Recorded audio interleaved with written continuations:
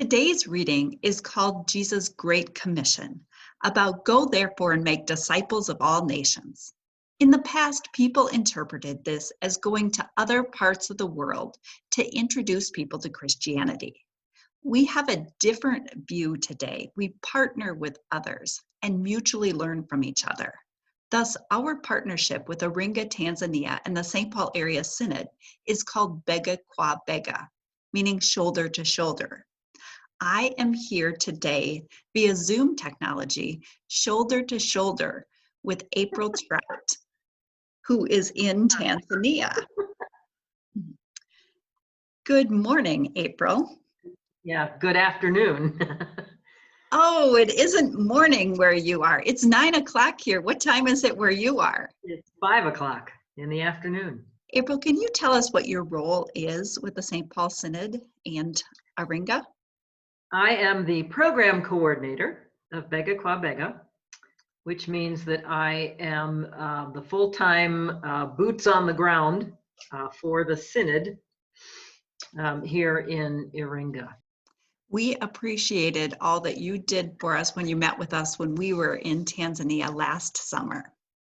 I understand that the ELCA asked if missionaries wanted to come home at the start of this pandemic to the United States, and you instead decided to shelter in place in Tanzania. Can you tell us about that? The ELCA didn't actually ask, they ordered everybody to go home. Not a strict order. I mean, I'm not in any trouble for having disobeyed, so to speak. It was a strong recommendation.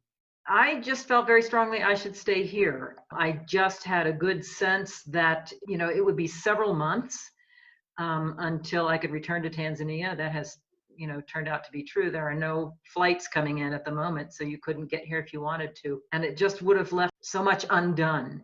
It sounds like you are where God is calling you to be at this time. What are things like in Tanzania? There's no stay-at-home orders, but the government has encouraged people not to go out unless necessary. Of course, in this culture, that's a challenge for a lot of people, especially food-wise. They have to go out and buy food. Most of them don't have refrigerators to keep food for, and certainly not freezers to keep food for long periods of time. They have to go out to the market to buy food. So we're doing the best we can, staying inside as much as possible, wearing masks, not required, but the government has recommended it. It is required in Dar es Salaam, but not yet in Iringa. Every time I go out, I see more and more people wearing masks, so that's happening. One of the first things that happened after the first case of coronavirus was diagnosed here was that hand washing stations started popping up in front of all the businesses in town. So, the bucket of water with a little faucet and the soap, and you wash your hands everywhere you go. And in a lot of places they have hand sanitizer in addition to the soap and water. And they have guards outside to make sure that you wash your hands before you enter the business. The churches are still worshiping together, but they have increased the number of services that they're having so that there are fewer people at each service, that they can control the number of people who come. Some of them have told people which services to come to. So that they can be spaced out at least a foot apart. They don't shake hands, they don't hug, they don't pass the peace, they don't touch each other, they don't share their hymnals, those sorts of things. Choirs have stopped practicing, have stopped rehearsing, although some of them are still singing in church. The elderly have been encouraged to stay home. The government has banned large gatherings, sporting events. They did shut down all the schools, but they did not ban public worship. And the reason they didn't is because they feel strongly that people should be and want to be in church to pray about the situation. Yes, and you don't have the same kind of technology options for a lot of the people in Tanzania. That is also true.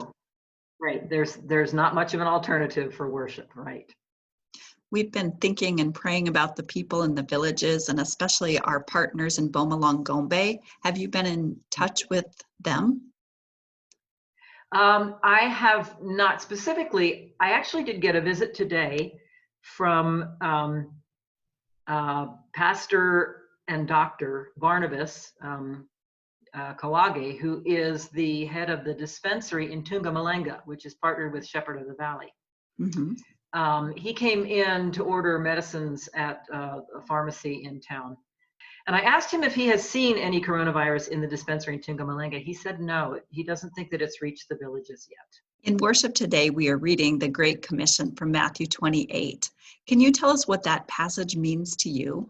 It's our command to go out and serve the world. Yeah, in a nutshell, it's our command to go out and serve the world, to be concerned with our neighbors and to work with them, as you said, shoulder to shoulder. It's a wonderful thing that we have changed our model of mission so that we recognize that our brothers and sisters in Christ all over the world have as much, if not more, to teach us as we have to teach them.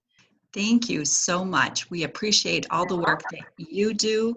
And at Prince of Peace, we really try to love our neighbors, both locally and globally. And we have learned so much from our partnership in Tanzania. So we send our greetings to our partners in Bomolangombe, Pastor M. Sigwa, and all the others from the Iringa Diocese that you work with.